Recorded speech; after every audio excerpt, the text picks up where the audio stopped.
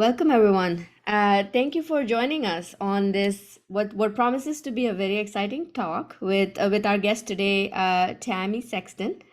Just to give everyone a little bit of background on Tammy, Tammy comes to us with over 20 years of experience in sales and sales leadership. She has been an individual contributor, a first line manager, a second line leader, a third line sales leader, and CRO. She's a startup junkie, having done 4 startups over the last 15 years, including Sumo Logic, PagerDuty, LaunchDarkly, and most recently Skyflow. Tammy grew LaunchDarkly from 20 million to 90 million in revenue in just under 3 years and has more than quadrupled Skyflow's revenue in the past 18 months. Tammy's passions in life include technology, fitness, her dogs. She'll tell you about this later. Welcome, Tammy. Thank you, Lena. Nice to be here. Thanks for having me. Just for all the participants, as we go along, if you have questions, please type them in the Q&A box, and we will try to answer them as we go along as well. Wonderful. Let's jump into it.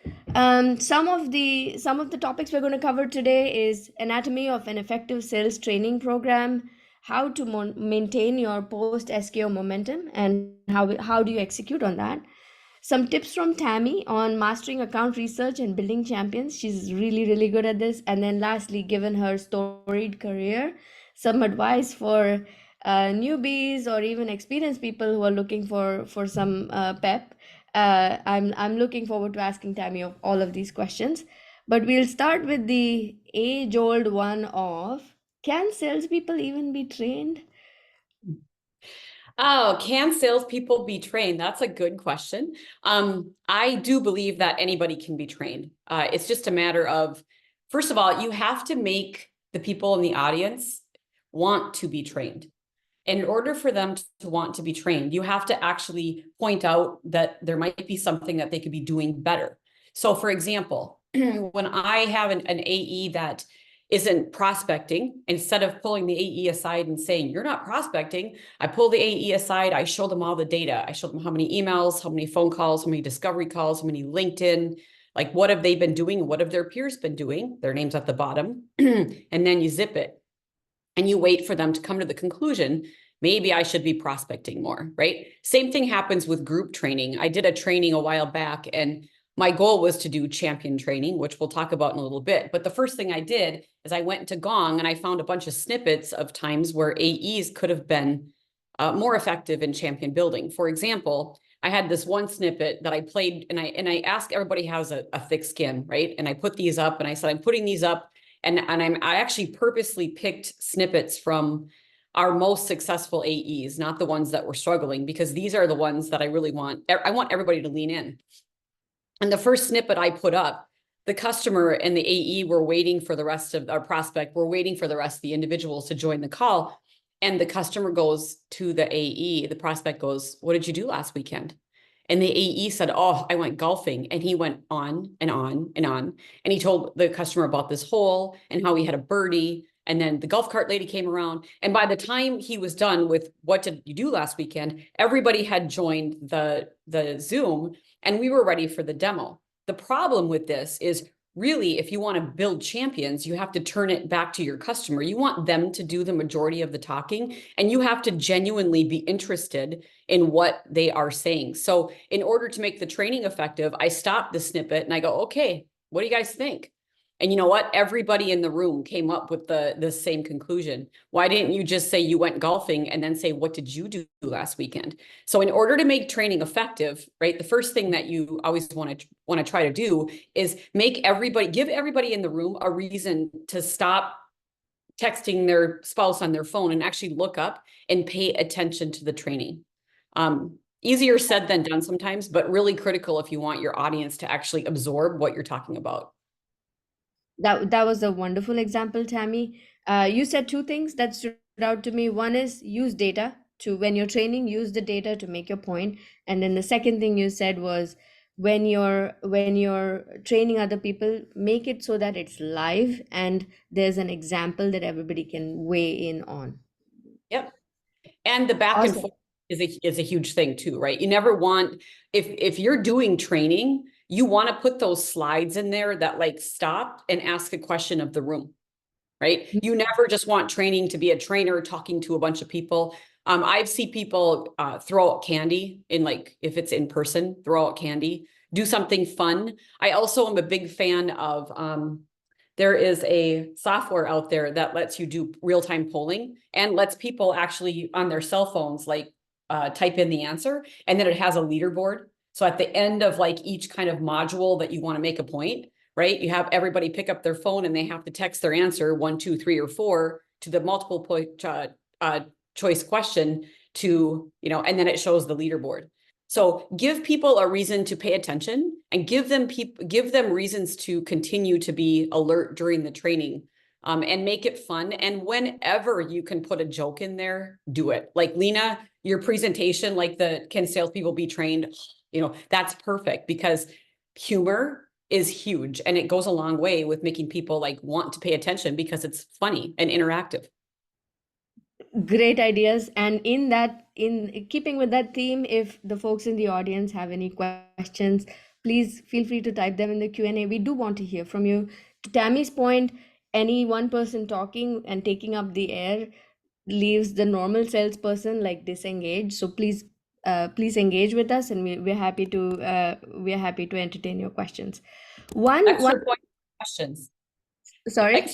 You get extra points for questions. Yes. Question. Please engage. One question for you, Tammy, as we keep moving along, is you talked about these things make it effective. Are there some things in your experience that make training ineffective, and just like please avoid these other things to do?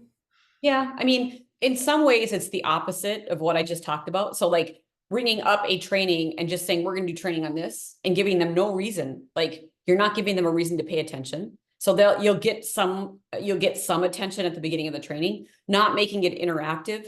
But then going beyond, like, just the opposites of what makes it effective are things like you have to have a trigger for them to carry out whatever. So, for example, and like champion building, that's a bad one because I'm going to talk about that later, but give them some reason to. So one of the trainings that we did at Skyflow was for discovery calls, right? You want to ask some questions before you go into your pitch, right? You want to find pain. So like we do training on finding pain, but then how are you going to make people actually do that on a gong call? So one of the things that we did, and I'm a big fan of this, is take a Post-it note and write on the Post-it note, what other ways are you looking at what other solutions are you looking at to solve this problem? That's one of the things that you want to ask a customer before you start talking about your solution, because their answer to that is going to completely shape how you're going to present your solution. If their answer to that is, we might do Skyflow or we're going to build our own, then you really want to emphasize, and you might want to tell the success story of Bo Hartman, who built his own at Capital One. We've got a quote from him. It was laborious, it was expensive. And this is like really what you're going to highlight. If the answer to that question is, well, it's either Skyflow or XYZ competitor, because all of our competitors are really small, then when you get to the company stability slide, like how much money we have, where our executives came from, you're going to spend a little bit more time on this, talking about the stability of the company, the fact that we have more people in our customer support organization than most of our competitors have in their entire company. So, right. So what we did to make the training effective, the discovery call training, is I had every AE put a Post-it note on their laptop that said, what other solutions are you looking at to solve this problem? And we put a tracker in Gong, so that at the end of the first month, we could then pull everybody's discovery calls and say, who is saying it, right? And then put it up in lights, right? And you highlight the people on the top of the list, and you don't say anything about the people at the bottom of the list, but the people at the bottom of the list, they see that they're at the bottom of the list, right? So it's not just giving people a reason to pay attention, making it interactive, making it as funny as you can, having a quiz, and then having a trigger after training. So when they go on their discovery calls, they have to say, oh, I remember training. I have to ask the question, what other solutions are you looking at to solve this problem? All of those things can make, or lack of those things can make the training ineffective. And to make the training effective, you need a trigger after the training to trigger that they're going to think about the training when they're doing something. This is an awesome tip. I know my sales team is on here, and I hope you're listening, because because that's going to be the thing we discuss in the next forecast call, is how many people have been asking the question, what other solutions are you looking at to solve this problem? Very, very, very great tip. There are a few questions coming in, and I think um, the big one is something you're already about to talk about. So I'll just ask that question. And this comes from like a sales enablement manager. Yes, we trained the people. They were okay. They listened. They engaged. But how do you make it stick? How do you keep? How do you have the people retain that energy from SKO and then make sure that they keep executing on it? And I think you touched a little bit on this, but what's been Well, your tips and tricks? I stole my own thunder, Lena. Damn it. I hate when that happens.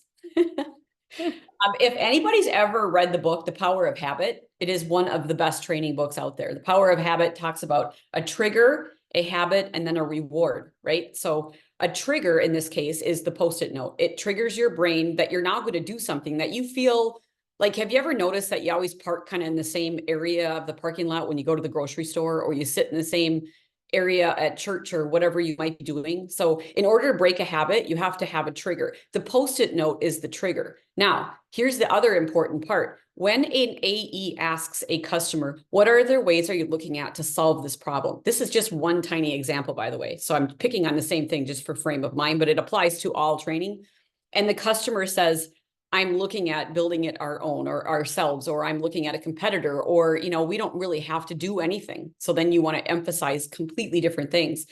A great way to reinforce that behavior is to have them take that snippet, the AE, and put it in the channel, because their reward is that now when they start to talk about their corporate overview in their company, they've got the benefit of knowing what's in the company, what's in the prospect's head, so that they can emphasize the right things. So when you think about what makes it stick, think about, if you ever read the book, The Power of Habit, recommend it to everybody. And it's on Audible if you like Audible.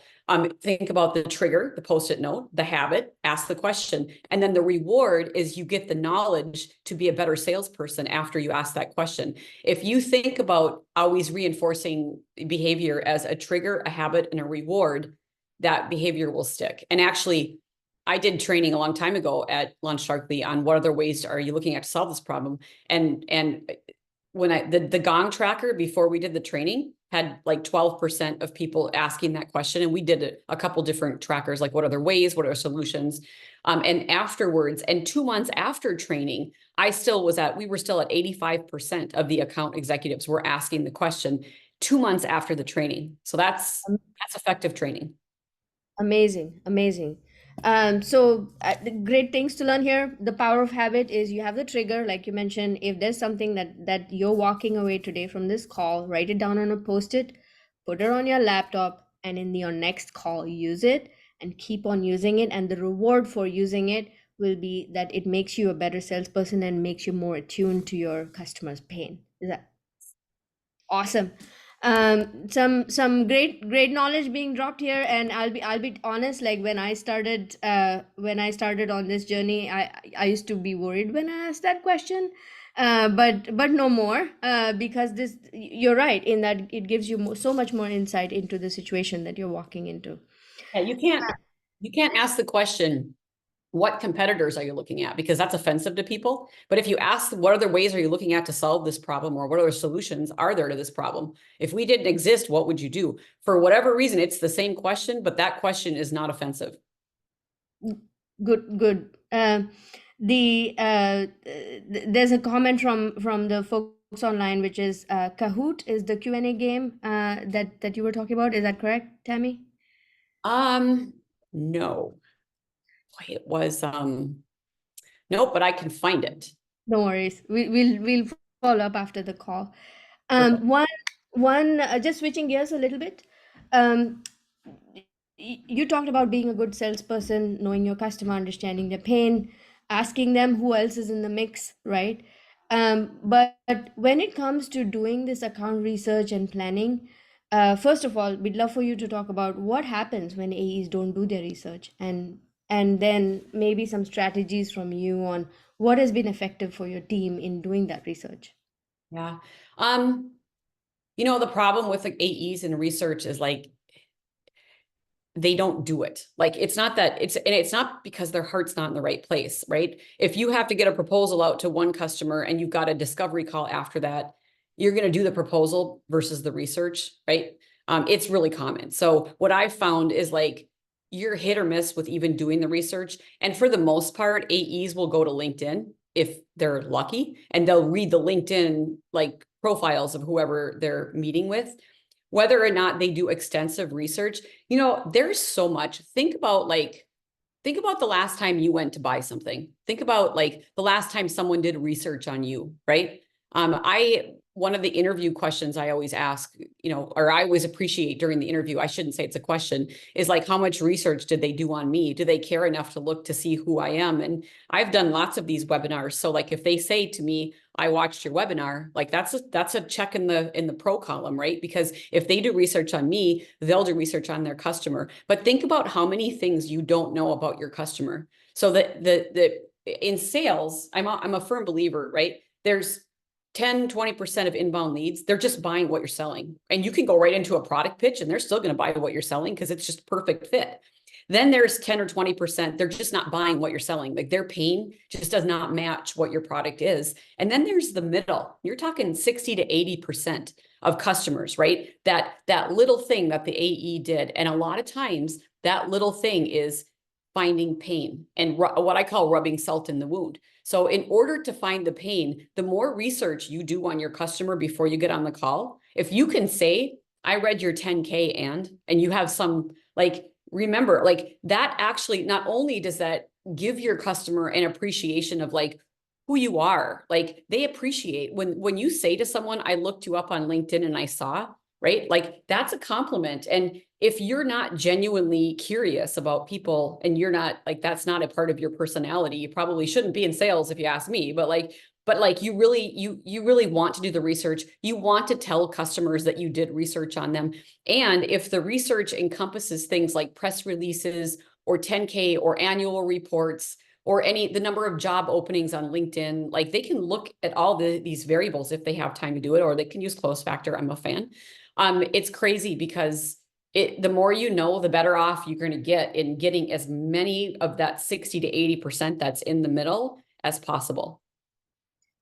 That's such awesome tips right there, which is, if you're doing the research, then you're more likely to move that 60 to 80% cohort a step further in getting to a solution. So I'm guessing that you're training all your people to do that initial set of research.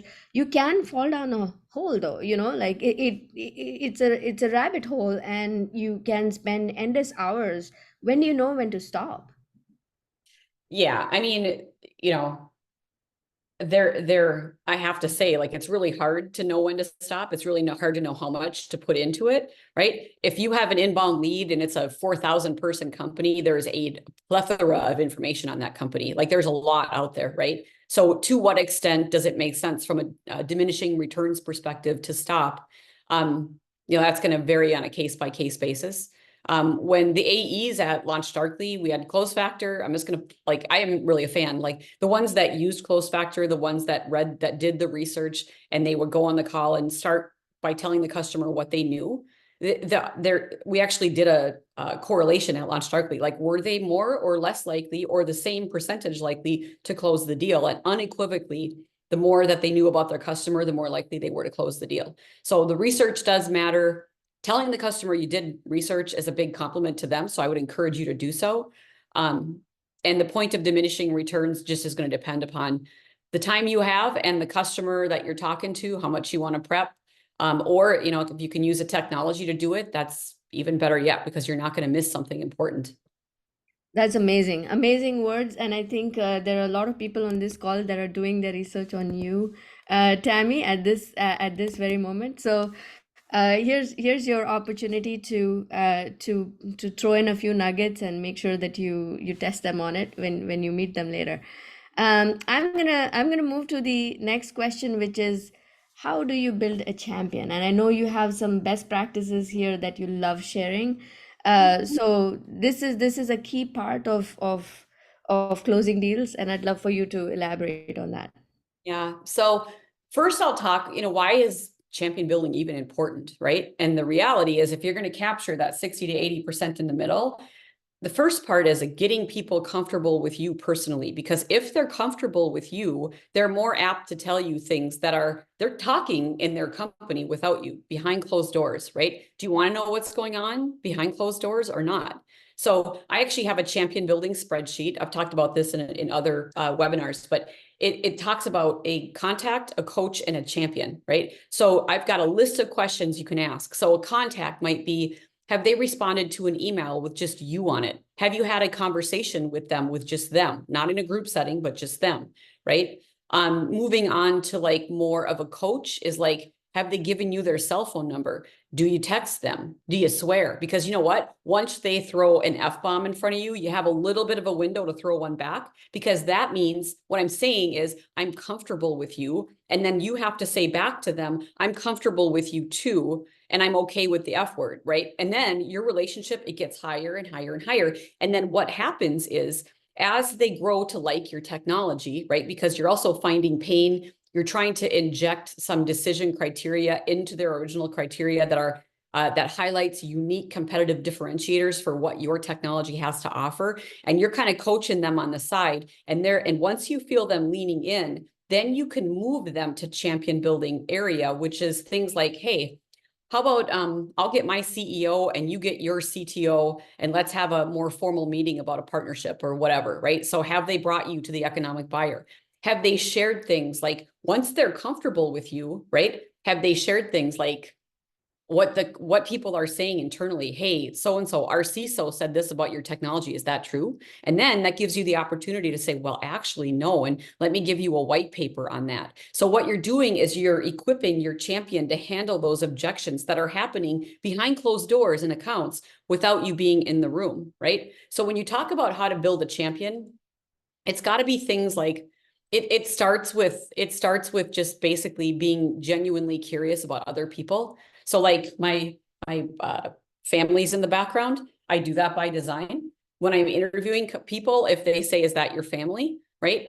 I don't really care about, I mean, I care about my family. I shouldn't, that's terrible for me to say. I care about my family, but the reason it's there is because if they're genuinely curious enough about me to ask, it means that they're probably genuinely curious people. And so they will ask customers. I had a contest at LaunchDarkly. It was called "What's Your Dog's Name?" And of course, the trigger was you had to put a little post-it note saying, "What's your dog's name?" Then you had to, if you heard a dog or a cat, and there was like 20 or 30 questions we did in Gong that were like personal questions. So if you see a dog, like, "Hey, what's your dog's name?" They'll go, customers love to talk about their pets, right? And so the questions, those questions, no one's going to buy your technology because you know their dog's name. But if you ask what their dog's name is, and they love their dog, they might even go I had one guy pick up his dog and shove it in the camera once. Like, he was so happy with his dog. And like, I always remembered that. But you know what that did for our relationship? It got him just a little more comfortable with me. And when we had competition in there, he would call me and say, "Hey, here's what's going on. How would you answer this?" And I got to educate him.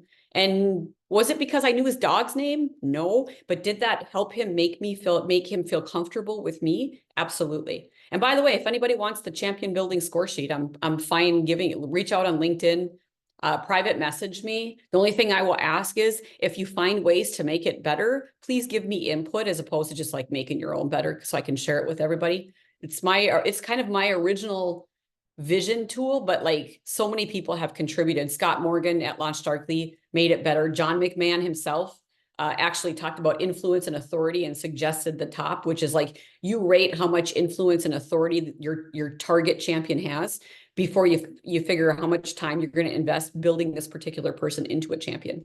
So it's That a is work in progress. amazing, amazing. I think I'm gonna need it for my team, that's for sure. But just to recap everything that you said, one is, when you're building champions, you need to first have genuine curiosity about the person. You need to make them comfortable with you so that they can share things with you. So, and you do that by asking them a list of personal questions so that you can build that rapport with them. And the ultimate goal of building these champions is so that you know what's going on inside your deal and you're able to take action, like equipping the right people with the right message at the right time so that the deal moves forward in your favor. One question that has come for you from the audience is, do you do multiple champions in a deal, or is it usually just one? How do you think about this? 100% multiple. In fact, the larger, more strategic enterprise deals, what I like to do is build like a complete org chart, and you color code your org chart, right? So green means they like us, red means they don't like us, yellow means we don't know. The most dangerous boxes are the yellow ones. And yes, you want to build as many. The champion score sheet is one score sheet, but what I've done is just copy paste that tab over and over again. And you want technical champions. By the way, SEs could be building champions and should be building champions. Executives can and will be building champions. One little quick hint on building champions, by the way, if you have a potential champion in your account, you can say, hey, if you're going to do a POV, would you mind if we maybe I check like a 10-minute check-in on Thursday, just like 8 to 8:10 on your way to work or whatever. And if they go, yep, send the invite. And instead of putting a Zoom in there, call me on my cell and put your number. And of course they call from their cell phone. Now you have their cell phone. That's extra champion building points, right? And then find a reason to text them. Hey, I'm going to be 5 minutes late for our call. Is that okay? Because then they have to text you back. That's more champion points. These are wonderful tips. Um, is there some dynamic between the champions? Like, does this absolve someone of responsibility if you have multiple champions? How do you feel about that? It's the more champions you have, the more people that will be whispering things in your ear that you might not have otherwise known, right? So if my SC builds a champion with one of the chief architects in an account, right, and they find a way to talk about something maybe not Skyflow related, or he saw something on the guy's LinkedIn or did other types of research on that person, right? Then that SE might go to the chief architect might go to my SE and say, hey, what's up with this, right? Maybe I have 2 or 3 champions. Maybe the CEO has 2 or 3 champions. So absolutely, the more champions you build and the higher your champion score, there is a 100% correlation between that and close rate in every single deal. Awesome. Wonderful. I will move to the next question, which is top of mind for most AEs that know that as part of the selling process, you need to find pain. So I two love questions. I love your gifts. They're hilarious. Humor. See, Lena, you're natural. You know how to make training stick. Use funny gifts. It works. This is a critical part of sales training. I agree with you. So let's jump into how do you even find pain? Well, a lot of it is like through discovery and through questions, right? What you want to do is ask the right questions to find the right pain. And I'm going to give a really simple example, and then I'll give a question at the end. So let's pretend that you are a car salesman in Minnesota, very cold here from Minnesota, and it's January, not this winter, but normally it's really cold. And let's say you have a prospect that walks in, and what your value differentiator, and the thing that your car has that no other car in Minnesota has is cooled seats. Like it has heated seats and it has a heater, but it also has cooled seats, right? Which they're probably not going to be of great value in January in Minnesota. So if your prospect walks in and they go, I'm looking for a car and I want a heater and I want heated seats, you go, great, let me show you this car. And by the way, we got vented seats here too. And they're like, I don't really care, right?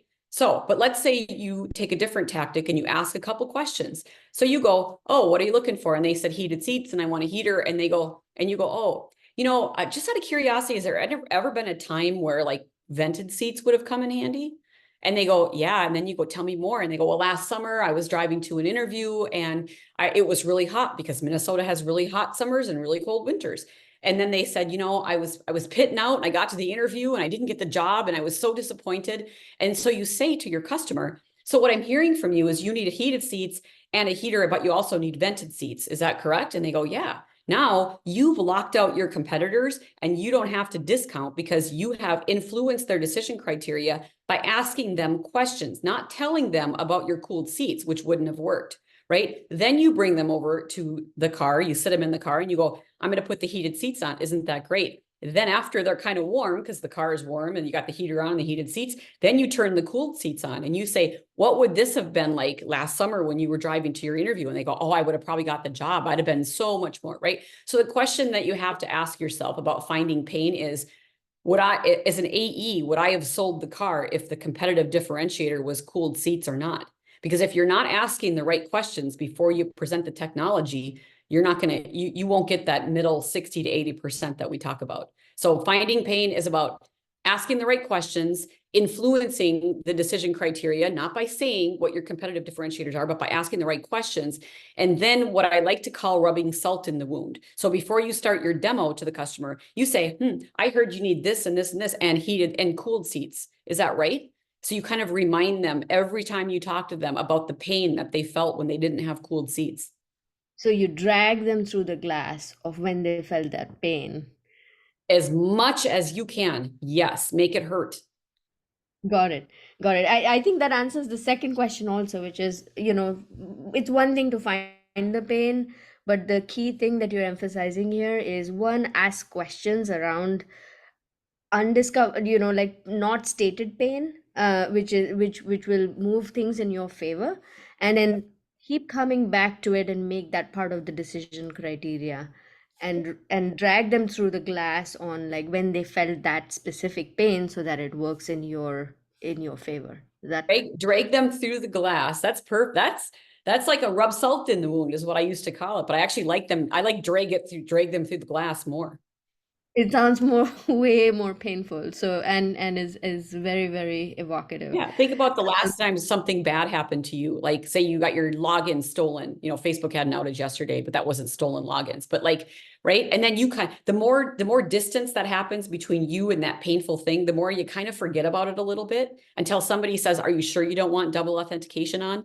What can you tell me about a time where you lost your password or it got stolen? And you're like, yeah. And then you remember the pain that you had to go through, and boom, all of a sudden you're going to do what they want. But I like the glass scenario. That's even better than rub salt in the wound. Thank you for that, Tammy. One question that has come in from the audience is in that specific scenario, you found additional pain. What happens when the customer is like, "Hey, I'm all good. Like I've figured things out, and these are my criteria, and you're not going to change my mind." Well, I mean, this is why you don't tell customers what they want, right? You ask them questions. Like in the car example, I'm not telling you about my cooled seats. I'm just saying, and if the customer said, you know what, there's never been a time where cooled seats were important to me, and you can't make them, what I'd say is just qualify that thing out and move on, because they're just not buying what you're selling. And remember, there's the 10 or 20% that are not buying what you're selling. Another common mistake in sales is that people don't qualify out quick enough. Mm. If the This is customer's this is not buying what you're selling, get out of here. Like, okay, that's fine. Then go find, spend that time prospecting, find a customer that is buying what you're selling. This is such good advice, particularly for entrepreneurs like myself who are like always hopeful and always optimistic. Qualify out is really, really valuable. One question come in from the audience is, with so many software solutions having so many similarities, how would you recommend getting to the second and the third layer of the onion? Would you focus more on a product differentiator versus understanding their problem better? Like what if, you're time constrained and your competitors are strong? I mean, that's really just a matter of, do you understand your value differentiators, and have you asked the right questions, and is your customer leaning in? I mean, that's going to it's going to be so situationally dependent. What I would say is, like, if a customer is saying like, I truly don't need whatever you are selling, like, again, the advice there is just qualify out. Under situations where if a competitor, for example, has gotten to an account first, like, when's the last time you received an RFP and you won the RFP, but you did not set up the RFP? Like, let's face it, when an RFP comes to you, it usually is a result of one of your competitors was somehow this person got wind that there's technology that does XYZ, right? And if you had a say in the RFP and you helped the customer write the RFP, by the way, everybody should have a list of questions that they give customers that want to write an RFP. So if you have a discovery call and it's like an outbound lead, so like this customer didn't come to you saying, I need this. You came to them and said, I have this. Do you have this problem? And they go, actually, we do, right? 3, 6, 9 months later is when you're going to get an RFP. But in the reason you want to do outbound and have a customer come to you, even though they're not buying right now what you're selling, is because you want to influence the RFP. So if you can get an RFP that you've wrote, you got it in the bag. If you get the RFP that your competitor wrote, then I would say, answer it quickly. Don't spend a lot of time and qualify out. Yeah. I think even that example that you just gave, it still keeps going back to doing great discovery, finding the pain, and making sure to ask the right questions so that your products differentiators or solutions differentiators, if there is a pain around that, that gets included in the RFP. Yeah. And if you get to influence the RFP, you're already 3 steps ahead. Would you Yes, that is, say? yes, that is absolutely the key. Awesome. Uh, lots of questions from the audience on the career advice piece from you, and we are coming up on time. So one quick question for you that we had planned for today is, what helped you move from an individual contributor to a sales leader? So the first thing I would say is, obviously, you have to have good results as an IC, but everybody knows that. But what's beyond that, right? The first thing is make sure that your leadership knows that you want to become a leader, like being vocal. And by the way, just from a diversity perspective, females are less likely to make people aware of the fact that they want to move into leadership. So if you're female, just beware. This is a well-known thing. But making your management, and that includes your direct manager and their manager or anybody else in the company, know that you want to go into leadership. My first question for ICs that want to move into leadership is, why do you want to move into leadership? If the answer is like, I want more money, whatever, it's probably, that's not you can make more money in other ways.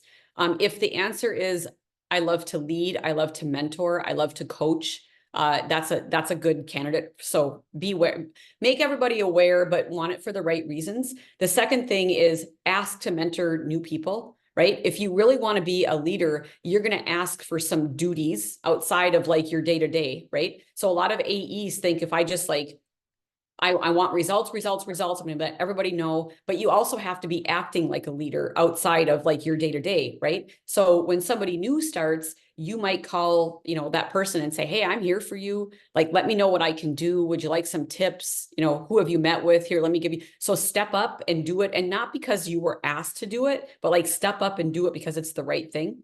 And then the last piece of advice is be what I call company aware. And what I mean by that is, like, if an IC, like an AE, came to me and said, hey, I noticed this with the SEs or the BDRs or whatever, right? And I think that maybe we ought to be considering doing it this way. Like, that's just like company aware. So you're actually looking for problems that you can solve and better ways of doing things. And you're not shy to Slack or call or whatever and say, hey, I think we can do something better. And then finally, last piece of advice, I guess I said the last one was, but be supportive of leadership initiatives. So like when I say, hey, we're going to have a contest and I want you to put what's your dog's name on a Post-it and send me a picture of it in the Slack channel, because that's how you enter the contest, be the first one to do it. And so if my boss has a contest or wants a Slack channel and wants to gather information, be the first one to get the information in there. So support leadership. So make it well known. Go outside the box when it comes to being a mentor and coaching and leading other people, not because you're asked, but because it's the right thing to do. Be company aware, and then definitely support your leadership initiatives. Isn't this a lot of work though? You know what? Leadership's a lot of work. It's, in my opinion, it's so much fun and it's totally worth it. My 2 favorite things in the whole wide world are promoting people and giving away awards. And you get to do that as a leader, and it's the biggest treat ever. So it's worth it, but it is a lot of work. And you will have to kind of consider it your side job, because at the same time that you're doing all of this, you also need to be producing results if you want to move into leadership. So it's a plus additional 5 hours every week. It's not like I'm just going to only do 35 or 40 hours for my normal job, and then this is going to be fit in. It's over and above. That is such great straight talk coming from you, Tammy, because a lot of times you find people are putting up their hand, but then they are not expecting that it will actually be a lot of work. So this is very, very good preparation. Any personal stories that you can share from your journey to leadership? Was it easy? Was it hard? Did you fall down? Everybody falls down. Of course I fell down. Everybody falls down. And you know, the thing about it is like, even when you're a first line manager, the first thing I do with my first line managers is tell them the ways that they're probably going to fall down. Like, for example, first line managers typically will become super AEs. Like they'll try to kind of micromanage every deal, and they'll use their AEs as kind of like schedulers or like admins, right? And they become super rep on all the big deals. And then you tell them, well, some of the ways that I see other people, like, this is a common mistake. And then as that starts to happen, right, taking snippets out of Gong and then playing it back to the first line manager. And they go, ooh, I kind of should have let the AE answer that, huh? Or what I should have done is on Slack said to the AE, now would be a good time to tell a success story instead of just butting in and telling one myself, huh? Yep. And we talked about this. What do you think you're doing? I'm becoming super rep, aren't I? Right? Notice I'm not telling that manager that they're becoming super rep. They're coming to that conclusion themselves, which is the only way coaching is effective. But yeah, I fell into the trap of super AE. There's a number of other things that frontline's going to do that is among the same, like, it's all the same mistakes. Going into a second line manager role is a completely different thing. Now you're managing managers, and you have to stay out of the AEs, and you have to learn how to give the reins over to someone else and respect and make your managers feel respected. And then your job becomes like getting bullshit taken off their plates, right? Sometimes you have to run interference from what your executive management wants, or if your executive management wants, what your board wants, and what your people want and should be, in ways that they should be running their time. And then third level is a whole new, like, you have to learn, it's essentially, it's a whole new job. It's about process. It's about organizational alignment. It's about how to do things. If you can save everybody in your org 1%, but you have 70 people in your org, do you know how much time that is? So it's worth investing in the 1%. So it's totally different. And yes, I've stumbled. Everybody stumbled. Typically, when you did the transition from IC to first level manager, and by the way, I can tell you for myself, like when I did the transition from IC to first level manager, it took me a couple of tries to to do it right, you know what I mean? And as women leaders, we tend to be very hard on ourselves when we don't do it right the first time. Yep. So would love to know sort of any things you have to share around, making those mistakes, but how do you get past those mistakes? You know, I think it's a couple things. So being aware of the mistakes you might make, and you should rely on your manager for that. Like, what are other, and don't be afraid to ask your manager, like, what are some of the mistakes people make in this role. And then the other thing is, of course, be coachable.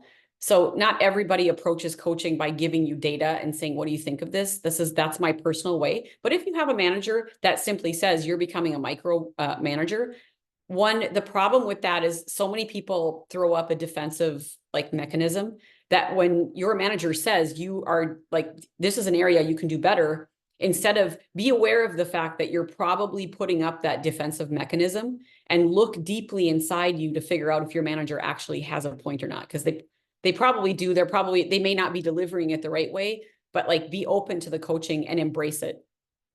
I love that. I love that. Just keep an open mind. All input is good input, and digest it before you make up your mind on whether to keep it or not. Yep. This is wonderful. I'll turn it over to the audience to see if there are any additional questions. If there are, please type them in the chat box. We heard some wonderful things from Tammy today. First around making sure that sales training sticks. Use a lot of data. Make sure you bring examples, and then turn the coaching into habit so that it sticks. Use those good habits to do good discovery, find a lot of pain, drag your people through the glass, so that your deals ultimately turn into solid opportunities and solid closed ones. And then personally, on a personal front, we heard a lot of good stuff from you, Tammy, today on how to move from just being an individual contributor to a second level leader and even a third level leader, what the things that matter at each level change, and being open to feedback at each level sets you up for success. Absolutely. I'm looking at the chat. I think the questions, I think mostly compliments coming in, but one question that has come in, Tammy, is when you're managing a second level organization, one of the key things that you can influence the organization is hiring. What are best practices from you on hiring? There's a couple, like, I definitely am a fan of making sure that you and your first line manager and anybody else who is interviewing the candidate come up with an agreed upon list of like, this is what we're looking for. Because if I have different criteria than my manager, than someone else, that could be not a bad, that can be a bad thing. The second thing is I'm a big one on interview questions that don't necessarily, like the AE thinks they know what I'm looking for, but they really don't know. And I've got dozens, but like, I'll give you one example. I'll ask an AE, tell me about a deal that you won where you did something creative or unique, right? And they are assuming that what I'm looking for is a chest pounding, like it's an opportunity to chest pound. But really what I'm looking for is, did you do something creative or unique? The second, but the real thing is, did you give your team credit? Because you know what, I want to hire all AEs that want to become first line leaders and second line leaders. The best interview I ever had, this girl, her name was Sadi. She's an SDR at Skyflow. And I said, where do you see yourself in a couple of years? And she said, I want your job. I'm like, oh, that's perfect. You're so hired. Like, so understanding like these interview questions, the reason I asked the question, tell me about a deal you won, right, is because good leaders will always give credit to other people. They're very humble. They're good at giving credit. And then it also gives me the opportunity to say, tell me about a deal you lost, right? And what am I looking for? I'm looking for, what did they learn? I don't give a shit that they lost a deal. In fact, the AEs that shouldn't be hired are the ones that go, oh, let me think about that. Oh, and then they come up with some bullshit story about how the product didn't work or something. And like it couldn't have been their fault, right? Maybe they should have qualified out right away because the product was just not what the customer was buying. But if you don't learn anything from your losses, that's when you're really in trouble. So I would recommend when hiring, get a list of questions together that the AE, the person you're hiring, be it an AE, SD, SDR, operations, partnerships, whatever, find things that you know what you're looking for that may not be obvious to the person that you're interviewing so that they can show their true colors rather than just a canned interview response. Sage advice for all of us. We are over time, and thank you so much, Tammy, for this very frank chat, and also for the fantastic ideas on training, enablement, making the training stick, and doing good discovery and pain. Any final comments from you before we conclude? No, Lena, it's just a pleasure I've known, for those of you, I've known Lena for a long time, a couple of years now, since not too long after Close Factor became a company. And That's right. yeah, great to see you again. Great technology, by the way, highly recommend. Do your research. Tell your customer you did your research. It will help you. Remember, the middle 80% is what's up to you as a good AE. Thank you, Tammy. We'll stop the recording now. Thanks.